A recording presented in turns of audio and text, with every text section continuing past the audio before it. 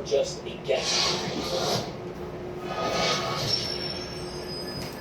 Coach Greg, in today's video, what does 10% body fat actually look like in the real world? There are so many different forms of testing that no one seems to understand exactly what 10% really looks like. Some people seem to think they're 10%, but they're actually 20, while others are so shredded they're 6%, but they're actually 10. And so it really depends on the form of testing that you're going to use. And so in today's video, we're going to examine different forms of body fat testing, tell you which are the best and why, and did Omar Al-Souf actually get it right? Body fat percentage is the percentage, the amount of fat you have relative to everything else, so your non-fat mass. And so what he says is when you see people claim various body fat percentages, you're either A, lying, or B, highly misinformed. They don't know what they actually are. So you see someone's current body fat percentage, you compare it to yourself, and you have no idea what percent you actually are in the real world. And so perhaps he hasn't watched enough of Coach Greg's videos. I've explained this in detail time and time again. He's going to go to one of the best clinics in the world with the most advanced technical equipment to determine people's body. Only it's not Omar, it's still full of mistakes. To go to arguably the most advanced place to test your body fat in North America, shout out to Dr. Grant Tinsley. And so I was hoping he was going to say it was Coach Greg's house with his laser eyes, but yet instead of that he said it's Grant Tinsley, PhD. He was currently conducting very important research as well as the body comp and other things. There's only one test that's actually really accurate, aside from my laser eyes, and that is an MRI scan. Every other test, don't care which one it is, DEXA scan and so on, all of them are guesses. They're literally estimating how much body fat that you actually have. It's the same as I do with my laser eyes. I joke and say I'm the most accurate in the world, but it's because I feel I almost am. Aside from the MRI scan, I don't know of any test that's actually accurate. Bod super interesting. Even we managed to find out it's separate from my BMR where they do fat tests. Bioimpedance, there's different levels of this of how much they can cost. And so whether it's a bod pod or bioimpedance test or DEXA scan, hydrostatic wave, skin fold test, they are all estimating based on mathematical formulas, equations, what your body fat percentage really is. You're not 100% accurate. And so just because it says you're a certain number doesn't mean that you actually are. And yes, there are of course ways to manipulate this. If I, for example, consume a lot of carbs, water, and sodium and get extremely bloated, I could in one day show that I gained over 5 kilograms, 11 pounds of muscle just from drinking and consuming more food.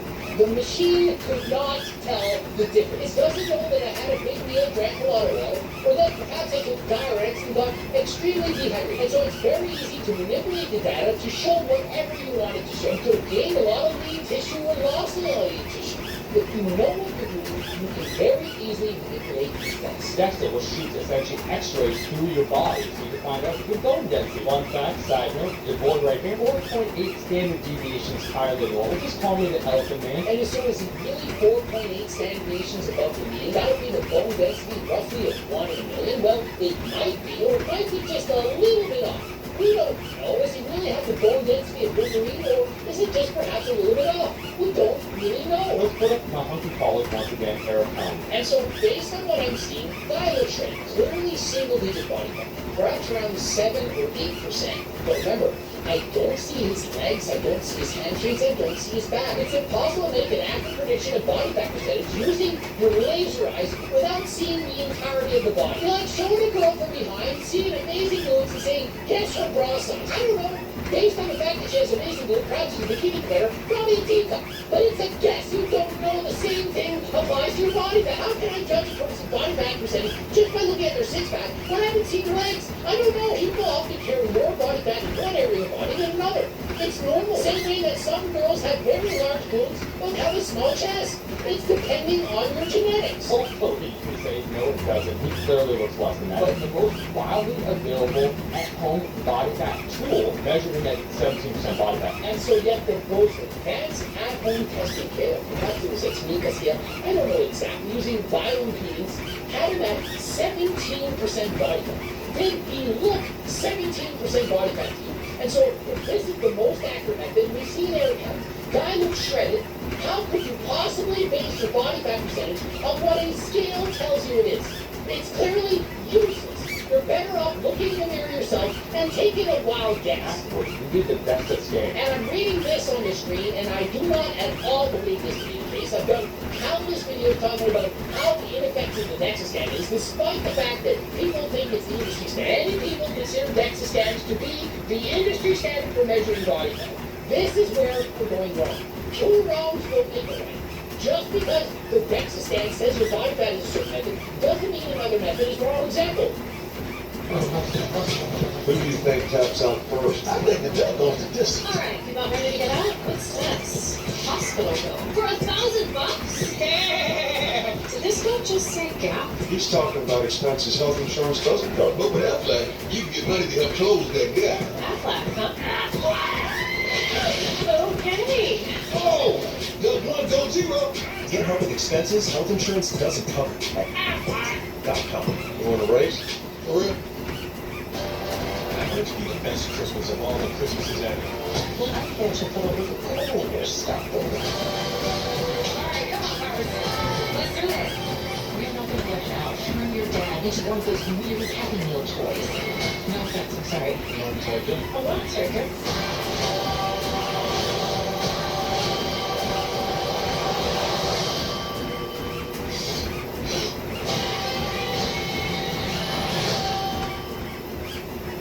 Will Tennyson sent me his best exam results. Said 9.7%. Said, oh Trent, there's no way that I'm this lean. You agree, you're not as lean as the DEXA scan stated. It's a mistake, an error. When you see Will Tennyson, you can see the back shredded. But when you compare it to the legs not nearly as lean. It's only no way is Will Tennyson 9.7%, but yet the DEXA scan says so. And you may remember Brian Shaw, when got his DEXA scan done, guy had lost over 20 pounds of muscle in a month. You really think he lost 20 pounds of muscle? Of course not. But yet the DEXA scan said so. And why is it? Because the DEXA scan is a guess.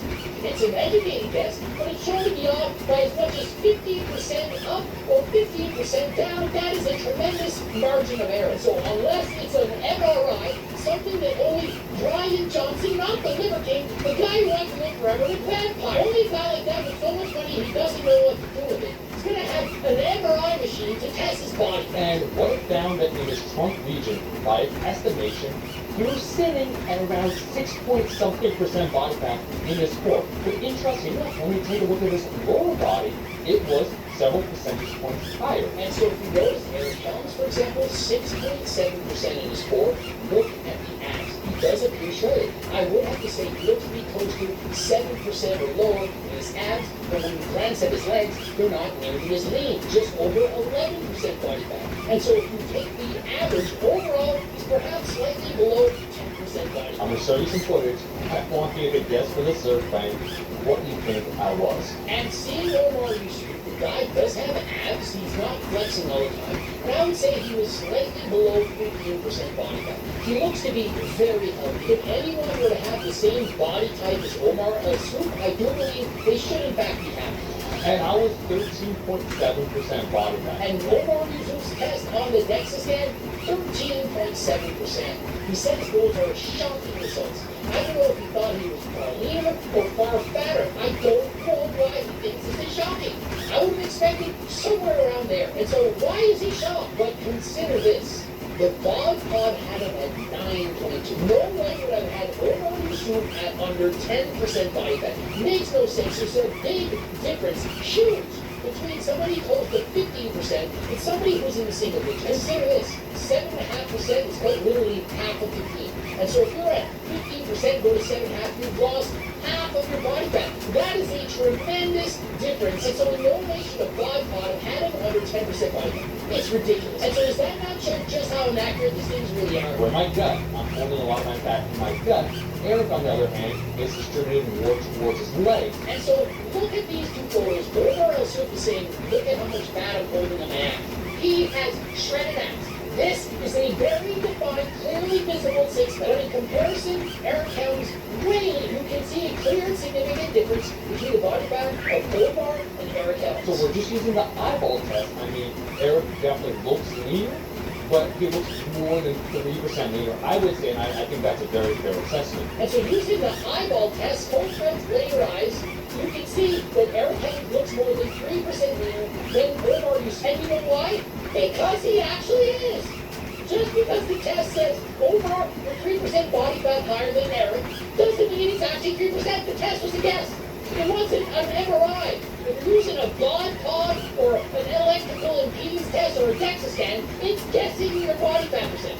It's a guess. And so when I sit with my laser eyes and watch Eric Helms versus Omar Yusuf, I can guarantee that Omar lost 3% body fat, which based on the fact that he weighs 182 pounds, is 5 pounds fat. If he went down to 177, losing 5 pounds of fat, he would not nearly be as shredded as Eric Helms. And so the proof is in the proof. If you were actually going to die and drop 5 pounds of fat, would he be as shredded as Eric? The answer is no. And so you can easily state that Omar has more than 3% body fat higher than Eric. It's as simple as that. I don't care what the research says. I don't care what the DEXA, pod, body fat, skin tone, whatever test you're using, I don't care. It's not accurate. So please don't base your self-worth on what your number on the scale tells you. It says you're 19% body fat, but you have a six-pack and you love your body. Don't think that you're suddenly fat. Well, at the same time, it says you're 10% and you have a gun hanging out. Don't think you're actually shredded. As an advanced lifter, you're only gaining 3 or 4 pounds at most of non-fat mass per year. Exactly. If you're an advanced lifter, you're most gaining 3 or 4 pounds a year now. You're not going to suddenly gain 10 or 15 pounds as an advanced level lifter. And so if you see somebody putting on, say, 10 pounds of muscle in under a year and you're already an advanced lifter, you're probably not natural. When I was 18 years old, I went from 104 pounds to 215 pounds. And I thought I was 16% body fat. I was closer to 26% body fat. Exactly. And I tell people this all the time, and I want to hammer home this point. When you go on a bulk, put on a low weight, you're going to be overestimating how much of that bulk is actually muscle versus how much of it is water and or fat. Omar went up to 215 pounds on a bulk. Thought he was 16% body fat, but as you can see in the picture, that is not 16%. Omar himself says it was probably closer to 26%. This happens all the time. Remember, I've coached thousands of athletes, and all the time they go on bulks, they put on muscle, and they think, wow, look, I put on 20 pounds of muscle this year. I'm like, wait until you diet. You're then going to discover that you probably only put on 3 or 4 pounds. They go on a diet, they think, wow, I'm flat, what happened? I lost all my muscle. I'm like, you didn't lose all your muscle. You just thought you had muscle that you hadn't built in the first place. And some people unfortunately get stuck in that perpetual yo-yo system where they'll gain weight, gain extra fat, they'll tend to lose it a year and a half later, lean down and kind of look at the same version of themselves. And so Omar states exactly why I tell people to maintain. All these people bulking and cutting, which is literally yo-yo dieting, they think they're putting on all this muscle, but in reality they're actually not. And so why not just continue to maintain at a healthy body fat percentage for you, around 15% for most people, perhaps lower for some, higher for others, and over time you're slowly going to put on that muscle 3 or 4 pounds a year. Perhaps that's how much you're going to do. If you have amazing genetics, you're going to put on more. If you have shit genetics, you're going to put on less. And so why are people guessing their body fat wrong? And he says there's 2 main reasons. The first being the eyeball test. And they're using their own eyeballs. They look at themselves in the mirror, and they look on the internet and say, yeah, I'm probably 15%. Remember, it's not my laser eyes. I've been doing this for decades, and so I have a lot of experience. Perhaps they're only looking at their core. They're looking at their abdominals. They see a six-pack, they think, wow, I'm probably 6%.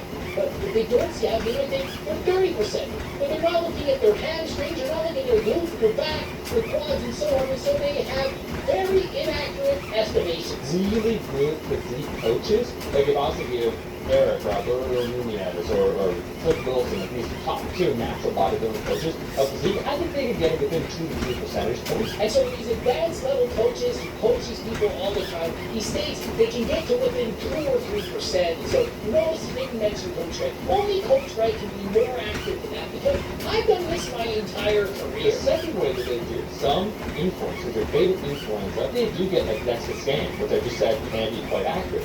Now, unfortunately, there are ways of manipulating this. And so the second problem is people go and use a DEXA scan and think that's the holy grail. It's not. They get a DEXA scan like Will Tennyson did. It stated 9.7%. And they believe that's the holy grail, and so they get wrong.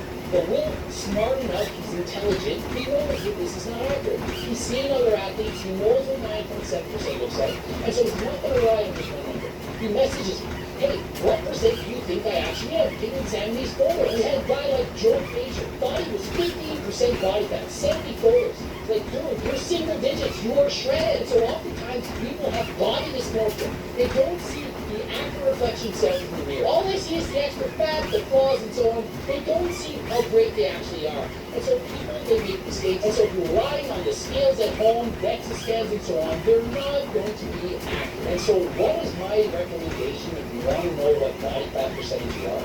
Well, aside from hiring Coach Greg and showing front to back, top to bottom, you can look at my videos where I've assessed other people's body fats. Look at their physiques, at the percent that I gave them, and compare that to yourself. You have the same appearance of body fat in upper, lower body, front to back as a certain individual I did on YouTube. I've done so many videos like this, it should be very easy for you to compare yourself to one of these images and find someone who's just about accurate in terms of what your physique is. And I've done this for not only shredded bodybuilders, but also for guys who have a far higher body fat percentage. For example, Bradley G, who I stated at the start of his diet was perhaps 65% body fat. He later did an online calculator test and said he was 40%. And I made a video saying, I'm sorry to break it to you, but it's over 50%. Doesn't make sense that you're close to 500 pounds at 40% body fat. It wouldn't make sense. And so sometimes the truth can hurt. But remember, what I say is I tell you what you need to hear, not what you want to hear. And so perhaps you have a higher body fat percentage than you think. I oftentimes run to people in the gym, and they say, hey, what percent body fat do you have? For example, I saw one girl, she said, I'm about 22%. I said, yeah, it's probably 36%. Another time a girl said she had 9% body fat. I said you're closer to 18. 18 being very lean, very athletic, very far below average, and so it still hurts your feelings. People don't like to know that they have more body fat on them than they actually have. But I'm not going to lie about bullshit you, same as I do with all of my supplements. I never lie about what my supplements can do. And so whether it's Empty Builder or GO2 Max, G-Test, all the supplements I'm saying, they all can be of benefit. And if you're interested in any of my supplements, don't forget Code Red 10% off. I think basically you need to weigh a couple different variables and measure each of them over time. And the one that isn't sexy, but I'll come back to consistently, would be your progress in the gym. So Mara says to track your progress to how much you're lifting in the gym. Personally, I'd rather see your median weight. If you're trying to put on weight, try to compare your median weight this week to your median weight the next. Is it going up slowly? If it is, you're doing it right. If it's going up too quickly, you're eating too much, slow it down.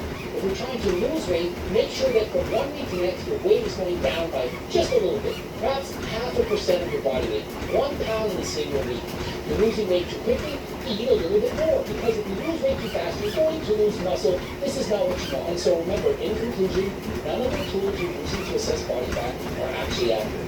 Only the MRI scan can accurately tell you what your body fat percentage is. And so if you're using a DEXA scan, or to underwater weigh, or skin fold testing, all of them are just a guess. So rather than that, base your progress on how much you weigh on the scale. Not on any random day, but the average of the weights that you've been weighing or the median weight. Track it from week to week. If you're trying to get leaner, try to lose weight each and every week. If you're trying to gain weight, try to get bigger slowly over time. Subscribe, click the bell button, comment to boost the algorithm, like the video if you liked it. Don't forget to watch from the notes and of course the cookbooks, the training books, the coaching plans by me and my team, the Harder Than Last Time clothing line, as well as the Circle Diet book you can get it all on my website. And if you want a free diet training program, don't forget to head over to the website, enter your first and last name and email address, and 2 scoops of pre-workout 3.0. Can't we take the gym? Look for that on the website. Gonna come out sooner than last time. And until next time, I'm out. Have you guys made up? If he just stays away from me. Don't need an invitation for that. Oh, I think you do. Feel like you can't leave me alone. Same reason I slow down at the car crash. Look at him on our wedding. Hey! Hey, Both our exes are here. Let's just make this less awkward for everyone and pretend we're together. Let's be affectionate. Wait, like you know something. They might be in you. I'm good. Probably a better way to check them than I did. I think it was Christmas.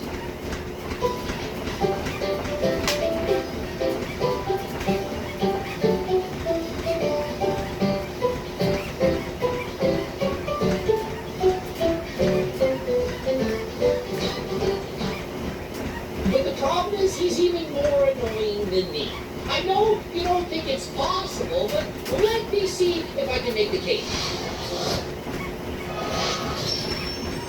Coach Greg. In today's video, we're going to see if Ryan Fisher, who's essentially a mini version of Coach Greg, we're going to get into his bike riding attitude and all that stuff, which I personally respect. But I understand guys on the road, they're going to hate this guy. But what I really dislike is when he perhaps purposely misrepresents the science. He tries to make it look like he knows what he's talking about, because after all, the guy is an elite level athlete, one of the best CrossFitters in the entire world. Just because you're good at something doesn't mean you know jack shit. And so by the end of the video, I'm going to prove that he doesn't know what he's talking about, or prove that he's a liar, one of the bunch. And so you can take your pick, which is, ever see someone lift a ton but not look the part?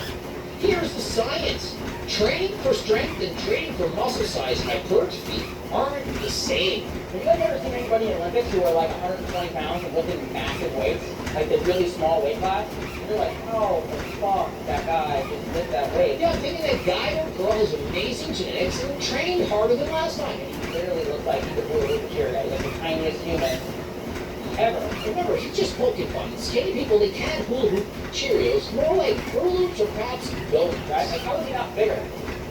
Because he's lifting under 5 repetitions. And so he states the reason for this is because you're lifting under 5 repetitions. And so if I were to take Lance Armstrong or any Tour de France rider, perhaps marathon runner, and they train all above 5 repetitions, would that mean they would all look like professional bodybuilders? Is the secret doing more than 5 reps? Anyone who trains properly above 5 repetitions, you're going to get jacked. Anyone who trains below 5 repetitions, you're not going to have any muscle. Or could it more likely be the fact that certain bodies are made for Olympic lifting and others are made for hypertrophy? Are some people more genetically gifted for strength and some more genetically gifted for muscle size? I've seen IFBB pro professional bodybuilders who can deadlift 405 pounds. But to the same extent, there are small girls who can deadlift way more than You this. guys do singles and doubles and triples, you're not getting bigger. Really? If you do singles, doubles, or triples, you're not getting bigger. And so if you trained in the gym for 10 years, and you're on a 10x3 program, you're doing sets of 1 to 3, perhaps with 1 rep in reserve, you are not going to get any muscle. You're just going to get really strong and not put on any muscle whatsoever. Have you ever seen Olympic lifters that actually look amazing? And so I'm looking up this Olympic lifter, Lee Dai-Yin. Guy weighs between 81 and 89 kilograms, just under 200 pounds. And the guy is shredded. He's literally peeled to the bone to compete in a classic physique competition. He's clean and jerking 440 pounds over his head. Yet he's ripped, shredded. Do you really think he got all those muscles by doing sets above 5? Or do you not think he trains like every other Olympic powerlifter? The difference is genetics. His genetics allow him to put on a shit ton of muscle and lift heavier than last time while being shredded, while other people don't have those genetics. If you are creating a muscular stimulus, it's just not nearly as impactful as like 5 different repetitions. And so if you do a set of 4, you will not build as much muscle as if you do a set of 30. This is what he's saying. He's saying between 5 and 30, that's how you build muscle. Between 35 and 85% of your 1 rep max. And so if you're lifting 86% of your 1 rep max, then it's too heavy to put on muscle effectively. Well, for some reason, I had 86% of my 1 rep max. I do sets of 10 with that of my deadlift. And so for some people, you can lift more than 85% and clearly get above 5 repetitions. And for other people, they're really, really strong at 1 repetition, but you lighten the weight, they can only barely get 2. And so some people better at reps, some people better at maxes. Myself, I'm much stronger at doing multiple repetitions. After all, I had the Guinness World Record in the deadlift. In comparison, I can't deadlift 1,000 pounds, but if the weight's a bit lighter, I can continue to do more repetitions. So the magic apparently stops at 30. If you do sets of 31, you're not building muscle at 31, you're just toning. Is that what we're going to hear next? Is 31 reps is toning. Now, think of it this way. If I were given the choice to do all sets of 30 versus all sets of 4, I don't know if doing sets of 30 would build more muscle than doing sets of 4. It depends on how close you can get to failure. How many of you think you can do sets of 30 repetitively and build a failure? Do you know how hard it is to do a set of 30 to failure? That is very hard in comparison. Doing a set of 4, relatively easy. 1, 2, 3, 4, done. Might take you 10, 15 seconds, but doing a set of 30 could be at a minute plus. And so please don't think that there's a certain rep minimum that you need to do, or a certain rep maximum that you need to do. Also, there's a big difference between doing a first 30 as fast as you possibly can, perhaps partials on a leg press. You can perhaps do 30 partial reps in 15 seconds. In comparison, you can do a set of 4 and take a minute. Depends on how fast you're doing the concentric versus the eccentric. And so to simply make a blanket statement saying 1, 2, or 3 reps, you're not going to get any size. Doing 5 to 30, you're going to get a ton of size. It makes no sense. And so really, 5 to 30, it's a really big range.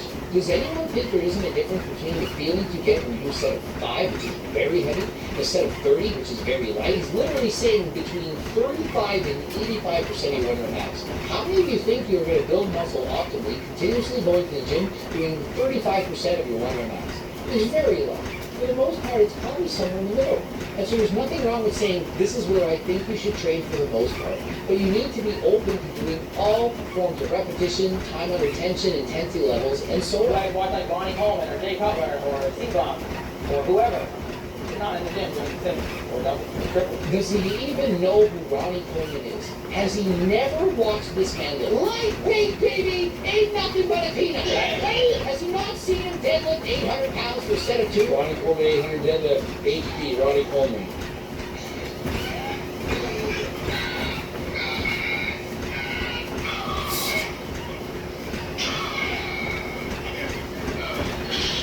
And so I guess this video only had 9.3 million views, and so perhaps Ryan Fisher, who likes to ride bicycles and used to do CrossFit, perhaps he's never heard of this. Perhaps he never knew that Ronnie Coleman was in fact a competitive powerlifter. He's doing a set of 800 for 2. You can't put on a muscle. Ronnie Coleman, perhaps the largest bodybuilder of all time, considering his height and weight. Oh, you can't build muscle doing sets of 2. Remember his biggest regret in life was only squatting that weight for 2 reps. Perhaps it was his biggest regret because he was speaking to Ryan Fisher. He said you need to do 5 to 30 reps to put on muscle. What do you think? He can put on muscle with less than 5 reps? Which do you think it is? Oh, and no, I've never seen Chris Bumstead go for a 100 max. Never seen him get injured, never seen him try to go past it. Remember that squat video at about 600 pounds, 6 plates on each side? And so if you not see Chris going for a 1 rep max, he squats into the hole, he tries to get out, he can't do it, goes back in the hole, and lo and behold, he gets out and somehow figures out a way to get it up. And if you can figure out a way to get it up, harder than last time, you're the downstairs. It might not help you get that 1 rep max in the squat, but it certainly may help you get harder than last time for all your bedroom needs. Code Greg, 10% off. Click the link in the description. And so, although he doesn't do them right now, it's more so because he doesn't want to get injured. It's not the fact that it doesn't build muscle. It's the fact that there's too much risk of injury. And so there's nothing wrong with the message to say, hey, try not to do sets lower than 5 if your goal is to build muscle, as you don't want to increase your risk of getting injured. Perhaps you don't want to ego lift injury. But to simply say, the reason why Olympic lifters are 120 pounds and can dance inside of a Cheerio is because they lift with sets below 5 reps. It makes no sense. Always watch rep, build the muscle as well, right? And so, no, Ronnie Coleman and C-Bomb were not just going to the gym doing rep, filling the muscle with blood. That makes it sound like they're doing a bunch of pump reps, jump volume. Most people who bodybuild are not doing sets anywhere near 30. For the most part, I'd say most people are doing somewhere between 8 and 12 repetitions. My personal advice is to stick between 8 and 15, but if you want to go higher, that's also good. But to please use proper form and not to ego lift in the gym. The reason I don't preach going heavy is because you're more likely to get injured, and if you're injured, how are you going to train effectively? Much less likely to put on muscle, and so please be careful of lifting heavy. But, of course, you can get muscle lifting heavy. I've in fact in more powerlifting competitions than I have in bodybuilding. If you have genetics for both strength and size, you're going to be able to do it. You guys look at like a Russian, a Bulgarian, or like any sort of weightlifting program, the Chinese, like all these people who are lifting massive weights, it's very rare to see more 3 reps of pain. And you know what's not rare? It's not rare that they have no muscle. Have you not seen some of these elite level Olympic lifters? You're picking out a single demographic of guys that have horrible genetics for putting a lot of size on, but have amazing genetics for strength due to whatever genetic components they have. And you're not mentioning that many Olympic lifters have a shit ton of muscle. They're jacked, they look incredible. They're shredded, they look like bodybuilders. And yet they're only training like Olympic lifters. And so which is it? Can it be that if you lift heavy, you can actually build muscle and strength? Or does it have to be whatever Ryan Fisher did? I mean, after all, this is the same guy that said you can't squat double your body weight, that you're not a real man. So although I can't find this video because I watched it 30 minutes ago, and I don't know how to use the internet, but I heard the guy say it. Just a side note, you should not be able to call yourself a man unless you can squat, double your body weight, because their goal is to be as small as possible and strong as possible. And so technically, not all of their goals are to be as small as possible. Case in point, just mentioned the guy competed at 81 kilograms, and now he's moving up to 89. Oftentimes, they compete in smaller weight classes, and as they get older, they put on more muscle, from lifting heavy, sets below 5. They add on so much muscle, they can no longer lift that weight class, and then they move up. And so, the more muscle you have, the more you can lift. It's not just the goal to be emaciated. The smaller you are, the more you can lift in comparison. Sometimes it helps to build muscle. Sometimes, even if you're a powerlifter or an Olympic lifter, your goal is actually to put on muscle. So over time, powerlifters, Olympic lifters, even though they're mostly lifting heavy, perhaps you're doing 5 sets of 2, 5 sets of 3, whatever, they're gaining muscle mass because that's how it works. And so regardless of the repetition range that you're choosing, if you train hard and you progress in overload, you train harder than last time, and with the proper diet, nutrition, and so on, you are going to put on muscle. This is so dumb, comparing Olympic lifters to bodybuilders and saying the difference is in the rep range. The use is just idiotic. Exactly. I mean, the first comment alone is saying that this guy doesn't know what he's talking about. How is this dumb? He's exactly right. I mean, how am I supposed to argue with stupidity? I mean, how do I do it? The only thing dumber than arguing with an idiot is being the idiot arguing with the idiot. He is not right at all. It is genetics. Some guys grow, others just get strong. Some people grow and get strong, and there are people that neither get that strong or grow. Exactly. Still fresh.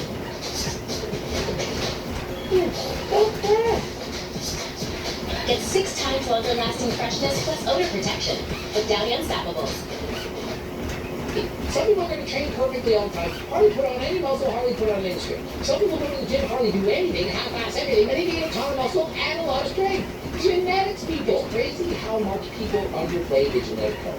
It is so much to do with your genetics. Training and all of this, of course, it has to be optimized if you want to look your best. But if you don't have the genetics to do everything else perfectly, you're not going to be an Olympic champion, nor are you setting records in power. The Olympic weightlifters look tiny because they are tiny. The bigger guys lift bigger weights pretty much every time. And so there are a ton of weight classes. And so if you pick the lightest weight class, say at 120 pounds, of course you're going to be small. You lift a lot of weights. But if you look up the weight classes, super heavyweight, you really think those guys don't have a lot of muscle? They're over 300 pounds. Of course they have muscle, and yet they all train relatively the same. And so this logic makes no sense. Hope you're learning from this. And so let's get into his bike riding adventure. You gotta turn on Strava because if you don't turn this on, basically your entire bike ride doesn't count at all. Isn't it ironic? We live in a society where this is actually true. Some people feel like you can't share what you did, but it doesn't actually count. Now, he's probably joking, but many of you feel this. If you're out there with your friends and you didn't take a photo, you didn't post it on Instagram, then you actually experienced what you did. If a tree falls in the forest and no one's there to hear it, did it actually make a sound? And so if you actually went for a bike ride, did cars, lifted weights, hung out with your friends, had a good time, and you didn't post and talk about it, did you actually have a good time? Did you actually hang with your friends? Many people in today's society, I don't think they did. Alright! This is the only part I don't like on riding a road bike. Sometimes the cars are a little bit scary. And so the cars are a little bit scary as I ride the bike with one arm with my GoPro in the other on a traffic-ridden road, driving all over the place. Is this really the place that we should be recording when there's dangerous amounts of traffic, riding the bike with one arm? I think that's pretty risky. So he rode 24 miles in an hour and 33 minutes, averaging 15 miles an hour, so relatively slow pace. But hey, he's not out there racing hard last time. Probably a zone 2 comfortable ride. My favorite part of the bike ride. Eating all the food. Notice what he said at the end. The favorite part of the bike ride is eating the food at the end. Really? Is that really your favorite part of the bike ride? Are we only riding bikes that we can eat? I mean, if you're trying to get in shape and healthy, does it really matter how much food you can eat after? I would have loved to hear the favorite part of the bike ride was getting the bike out, was feeling that fresh air.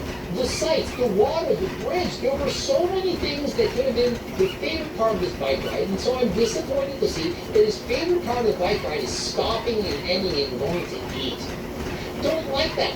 And so perhaps he actually does have body sculpting. Why is the favorite part of his bike ride eating after it's all over? And so if you only do cardio to burn off fat, to burn off calories, that to me, it's a little saddening. I'm still happy you're doing it, but you should also enjoy it. You should love it. So in my opinion, your favorite part of exercising should be the exercise itself, not what you get to do after the exercise. And so considering this guy is going on bike rides, he absolutely could be bringing a snack with him, a Sequel protein bar. They taste absolutely amazing, delicious, incredible, and very low in calories.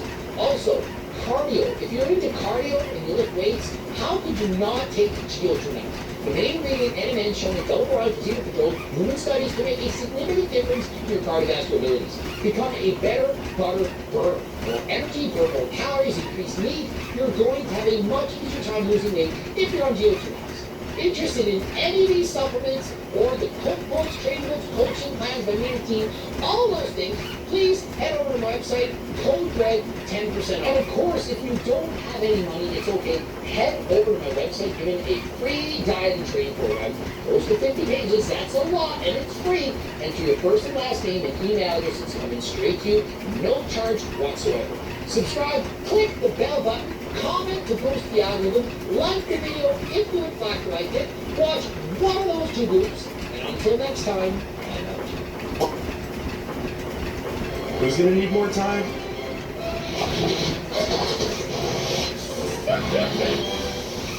Everyone. Now there's 85% more time in every power pond. Liberty Mutual customized my car insurance, and I saved hundreds. With the money I saved, I started a dog walking business. Oh! That's no money! Only pay for what you need. Liberty, liberty, liberty, liberty.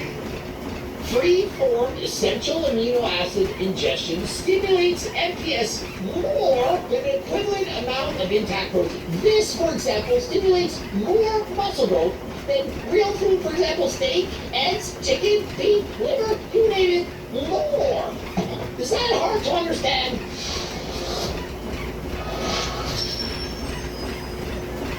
Breaking news on EAAs. Many people have doubted this in the past, but this just out. And remember, this is from a very credible source. The Journal of the International Society of Sports Nutrition. Wait to see what they say about essential amino acids. In the past, as you know, many bodybuilders have raved about the benefits of EAAs. Perhaps you've heard about BCAAs, and many people felt this is garbage. They don't do anything. It's essentially useless. It's just flavored water. But bodybuilders, because of their experiments, they've known this for years, that EAAs can in fact make a huge difference. And I know that right now you're doubting me. You're thinking this is just an ad. It's not just an ad. I'm talking about actual science. That EAAs can make a big difference in your ability to build muscle. And those of you out there, perhaps you Jeff Nippard, the bio lanes, you're thinking, yeah, well, show me a mechanism of action. Show me that it actually works. How does it work? Well, it shows it. Mechanism of action. The importance of muscle protein turnover. And so what essential amino acids do is they signal the body to begin to build muscle.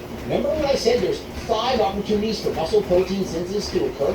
Well, when you consume essential amino acids, it signals the body to, now, let's get on it. Let's start to build muscle. Let's repair the muscle. Let's get it rebuilt right now. And so this can add on to make it better those 5 opportunities for muscle growth to occur.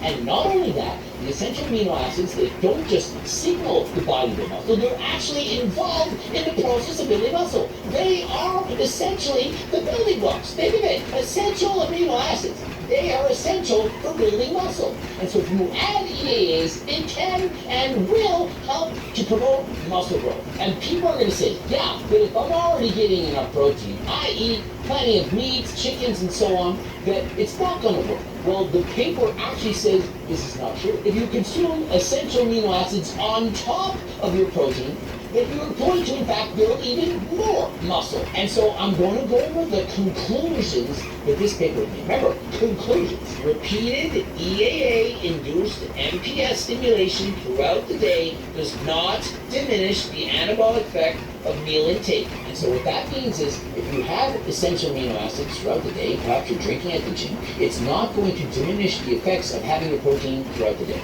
The protein that you've already eaten, perhaps it was in those 5 meals, it does not decrease those effects. And so all it can do is add to it. And so this can allow you to build even more muscle than if you just simply consume 5 meals throughout the day. Without exercise, remember, without exercise, without even doing anything, EAA supplementation can enhance functional outcomes in anabolic-resistant populations. And so remember, these are anabolic-resistant. Those are essentially what we term hard gainers. They have a hard time building muscle. And so think of it, you're not training in the gym, you have a hard time building muscle, you consume essential amino acids, and it helps you to build muscle. And so another thing to keep in mind is it's very safe. You're not going to damage your kidneys, it's not dangerous, you're not going to overload on protein. And so if you add in EAs on top of perhaps you're having 1 gram of protein per pound of body weight anyway, it's not going to put you at any risk for any damage whatsoever. And so don't think that taking EAs somehow going to cause you bodily harm. And so an important question,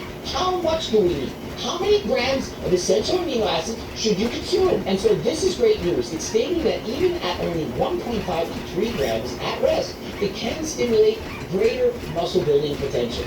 But it does in fact plateau after a certain amount, roughly 15 to 18 grams. And so if you were to consume somewhere between 1.5 and 18 grams of EAS per day, you're going to be somewhere at your ideal. And so if you consume a scoop of Perrylite, which I consume every single day, you're going to get 7 grams of essential amino acids. More than enough to stimulate muscle protein synthesis. And if you consume 2 scoops, you'd be pretty much at the maximum benefit possible. And so if you want to get Perrylite, of course you can. Use code Greg, 10% off. Click the link in the description. The muscle protein stimulation by essential amino acids does not require non-essential amino acids. And so if you were, for example, only consume this, nothing else added onto it, it's enough to create muscle protein synthesis. And so only adding in essential amino acids, which is in this, you can get it from other things, of course, there are other companies that sell it, but if you just add that to what you're doing right now, it can be a benefit.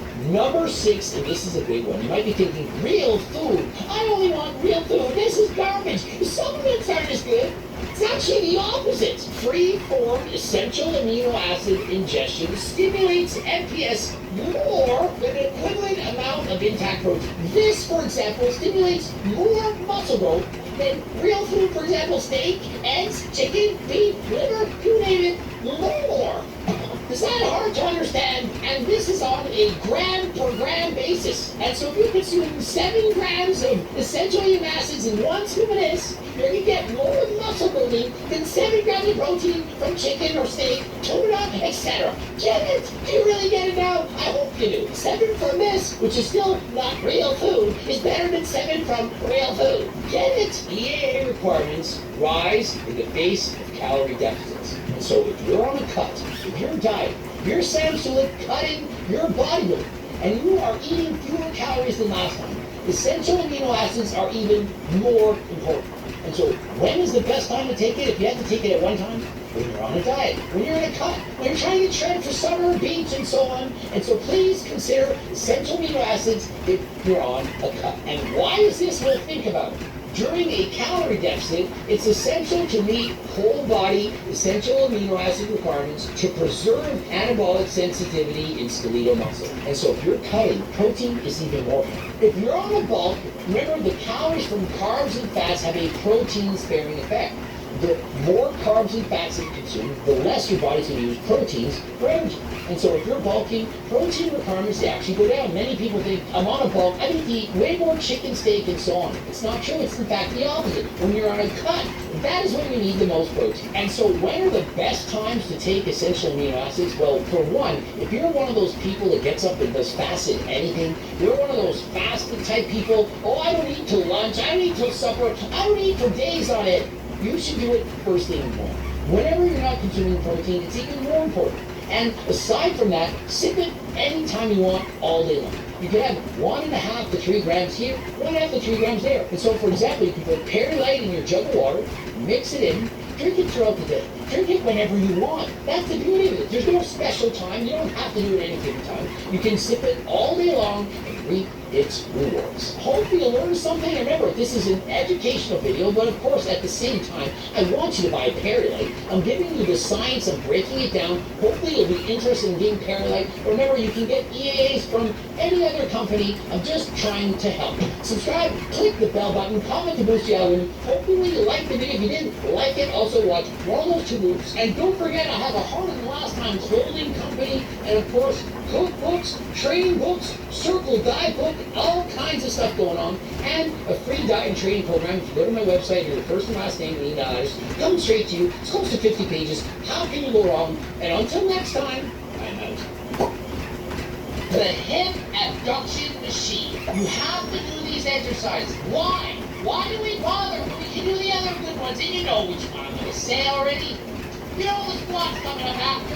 An abductor exercise, if you don't know it, most of the men, they don't know. The women, they all know this. The circles, they for sure know. What it is the bad girl, bad woman, bad circle exercise, okay? Why do we need to do this? Because it targets the glute medius. The glutes are made of three muscles, the glute maximus, medius, and minimus. The maximus is the maximum size, it's the biggest part. The medius is about half that size. It's very important. So many people neglect it. I was one of them. My hips sucked. They had no strength on the side.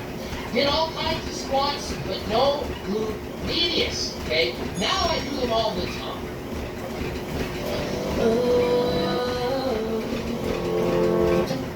Can you take me by the hand? I feel better again. Oh, I feel better now.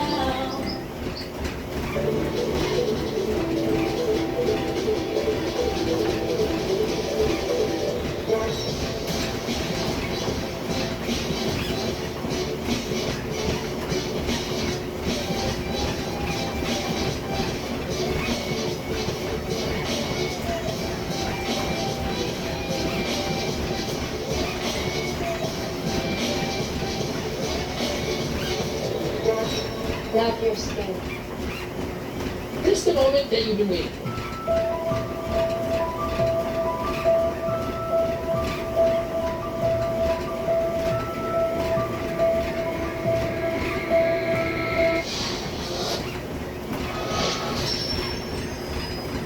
Coach Greg, in today's video, I'm going over the Liver King's protein bars. And you may be thinking, why would I ever do that? Well, I made a video talking about the Liver King that he had an eye injury. I said, I think he made it all up, that it was a publicity stunt. But apparently, it's not.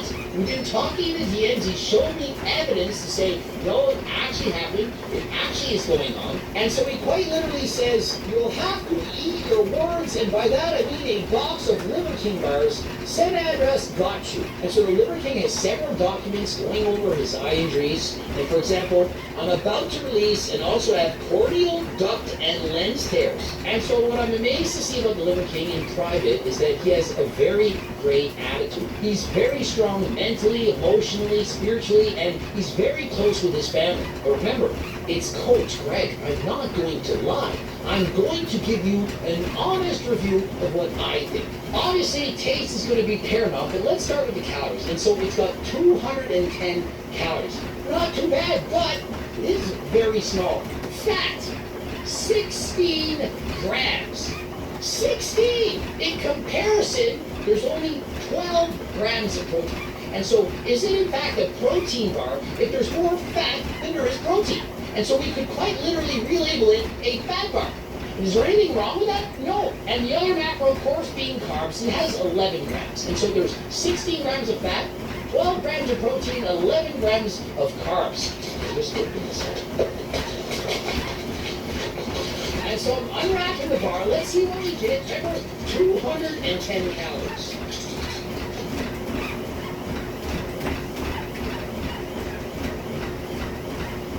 And so it's about the length of my finger. It's very small. And so let's compare what it looks like to a Coach Greg bar.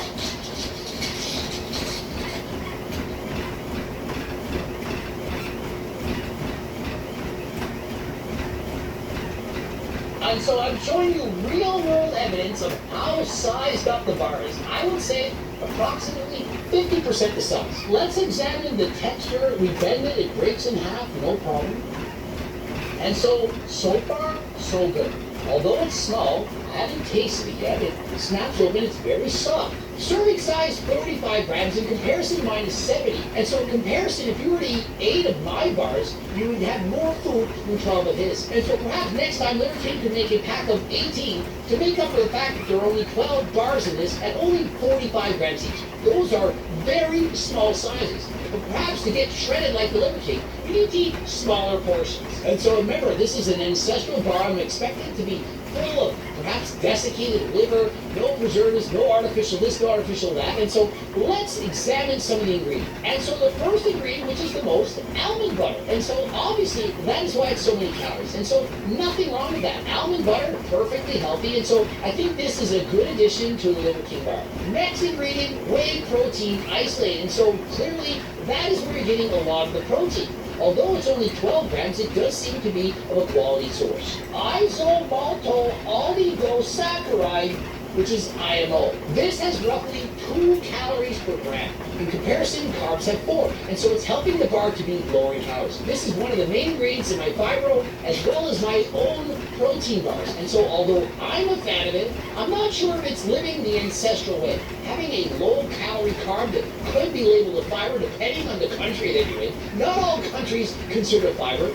I'm not sure why the Liver King would add this in. And so perhaps it's because it's not a synthetic fiber. You can find it in nature. I don't know. But it is in there, and it does make it lower in calories. And for me, I'm a fan of things that are lower in calories. And perhaps this is a benefit to the Liver King bar. Next up, ghee, which is fat from milk. I'm not personally a fan of adding in more fats from animal sources. It's not my personal favorite, but whatever. The Liver King, he likes fats from nature, from all animal sources. Next up, creatine, although I believe it's in such a small dose. Remember, it doesn't say how much it is. I'm not sure it's going to be of any benefit. 5 grams a day is what you want. Perhaps he's added up to a gram. It doesn't state that on the label, but it can be a benefit. Perhaps if you ate half a box of bars a day, you would in fact get plenty of creatine. And so I'm not sure, but hey, what a bonus to have creatine. And so total sodium, 180 milligrams, and this is coming from Himalayan pink salt. And so clearly a very small amount, max it could be, is 180 milligrams. And we continue to go on the list, getting more and more microscopic, as in hardly any of the following ingredients. Natural vanilla, glycerine, water, alcohol, natural flavors, vanilla bean extracts, and last but not least, perhaps the main ingredient, but let's talk about this in a little bit, beef liver powder. Remember, it's the Liver King bar. I'm expecting there to be a significant amount of liver. However, they list ingredients in order from the most to the least, and it's at the tail end. And you look up the amount of iron in this bar. It delivers 0% of the recommended intake for iron. Yet, beef liver is high in iron. And so, how could it be that there's 0% iron if there's in fact a lot of the supplement you're wanting, which is the beef liver? Well, I'll tell you what. There is such a small trace amount of desiccated beef liver that offers no potential benefit. There's literally way more salt in this than there is liver. And so how can it be considered a Liver King bar if there isn't a ton of liver? And so if you're buying this bar to get the benefits of the liver, well, it ain't gonna happen. And some good things about the bar. Remember, I'm giving a fair and honest review. It's very low in sugar. And so if you're on a low sugar diet, there's only 1 gram of sugar. And that is very good. And so if you just want to get high fat, moderate protein, low sugar bar, this is a great bar. Perhaps you're going hiking in the woods and you want concentrated calories in a smaller space. You're not looking to feel full, you're just looking to get in the calories. The Liver King bar can be very beneficial for people that don't want to eat. Perhaps you're on a bulk. You're bulking. You don't want to cut. You don't want a Sequel bar. Why would you want that? Sequel bar is for people who are considering calories in, calories out. They're worried about the calories they're eating. They want to lose weight. Liver King bar, it's great for bulking. And so if you're looking to bulk, then the Liver King bar, although it's not high in liver, it is in fact going to give you some quality calories that could in fact help you to gain weight. Let's now go for the taste. How's it going to taste? I'm assuming it's going to be amazing. 16 grams of fat. It's got 11 grams of carbs, low in sugar. And so how can it not taste good? Well, let's see. This is the moment that you've been waiting for.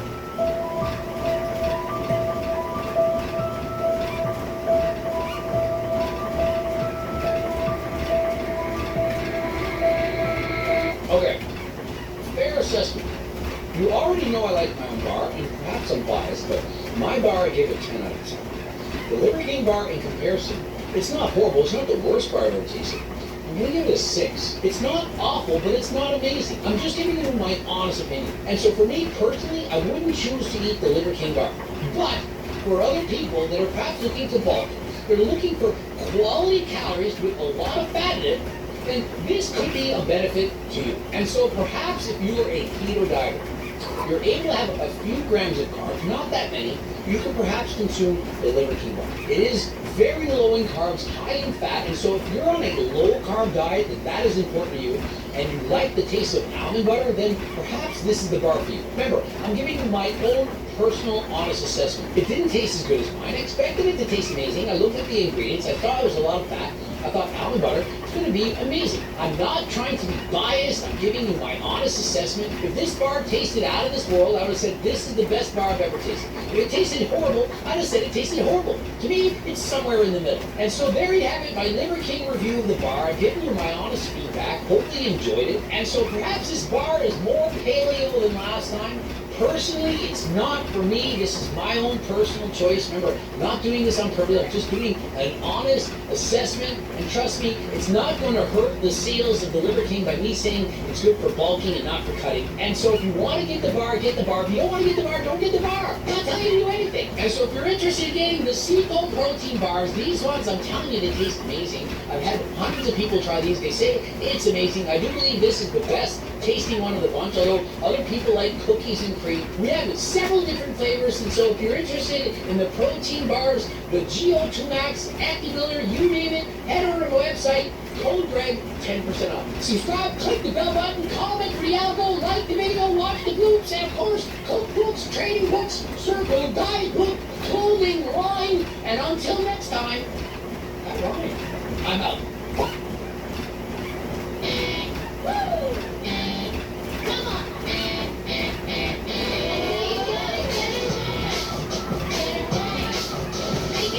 Twinings.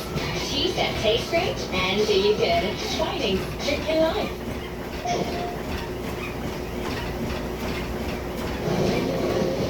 I was abducted by the RDA. For 15 years they kept me from my world. Now I must reconnect with my people. Fight for Pandora. I am not ready. Avatar, Frontiers of Pandora, available December 7th. Now this and exercise, I don't really do it. Maybe it's because I'm a guy and I feel like it's a girl exercise, which is silly really. But I mean, look right here.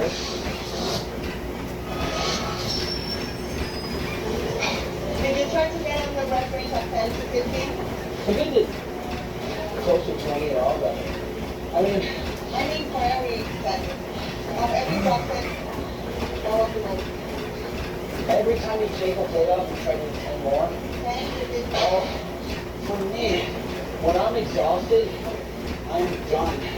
So like, I would need to take half the plates off of this. If I do a set to failure and I rest for 20 seconds, I can't do one more rep. Unlike, it's like I was talking earlier, my energy systems are different than most people. When I'm done, I'm good for one hard set, and then I'm essentially done for the day. If all I did was that one set and nothing else, and went all out, I wouldn't have to do another set for 3 days.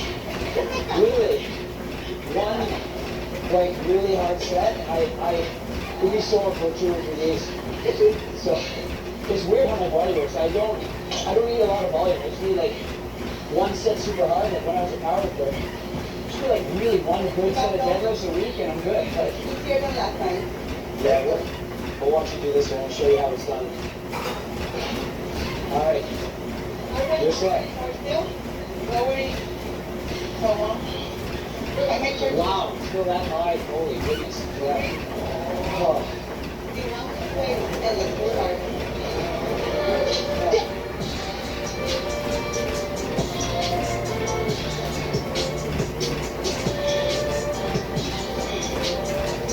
She's just getting started. We're almost at 20 reps here.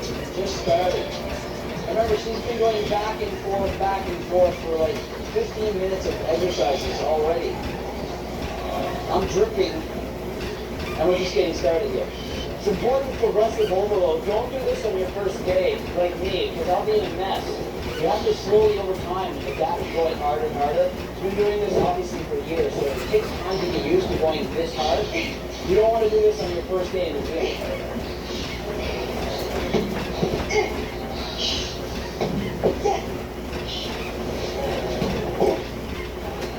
Ready? We need our emergency cooling system here. This is crazy. Get one more rep. Extra cooling. When you're overheating, you can't push hard.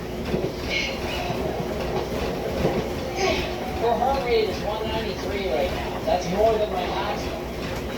This is insane. 193. One more set. She's not even done yet. 193. That's insane. I guarantee if I put her on a bicycle, she's going to set some records. There's so much power and endurance. This would be crazy. Heart rate's in the 190s. What did it get to? 197 heart rate. 197. So my question is, how are you able to speak after doing like what's essentially a 2-minute all-out set with a heart rate of 190 something? I need to control my mind and say it's easy. No, right. So you're feeling it now. She's hiding it well. She's smiling, but inside she's hurting. I usually don't talk, and that I can mitigate it very quickly, but if I'm talking and I'm expressing my feelings, you have to see my breathing better. Oh yeah, you're feeling it. I'm good. This is our Heart rate 141 right now. Wow. So it is going. Yeah, I mean 140 is still higher than the heart rate I did for my entire bike ride this morning. Oh, okay. So it's still, even though it's not as high as it was, it's still elevated, definitely. Do you know what your best response is? Like you go to sleep, wake up, take track of that? 38 to 40 something. 38 to 40. So I used to do triathlons competitively for 13 years in upper 30s, like 38.7, 8, 9. That was my lowest of my life. And that's all I did was cardio. I was doing 20 hours of cardio a week. So you're at the same heart rate as I was at my peak performance when I was training all out just for triathlon. That's all. And lifting weights at the same time. So. Well, it is just shows you that over time you get better at things and you can easily make anything happen in there. Just keep focused on your goal and keep going. Your body will react to whatever you're doing. Your goal is having fun. Because if you're not having fun, you won't do this for long. Oh, absolutely. Like, if you don't enjoy what you're doing, if she hated all those sets, she wouldn't do them forever. There's only so long you can train if you don't like what you're doing. People will join New Year's resolutions, January, they'll train for a month, and then they quit because they don't like what they're doing. If you don't like lifting weights, it's okay. Just find something. Like, if you didn't like lifting weights, you like running, you might like bike riding, you might like track and field. There's always something. As long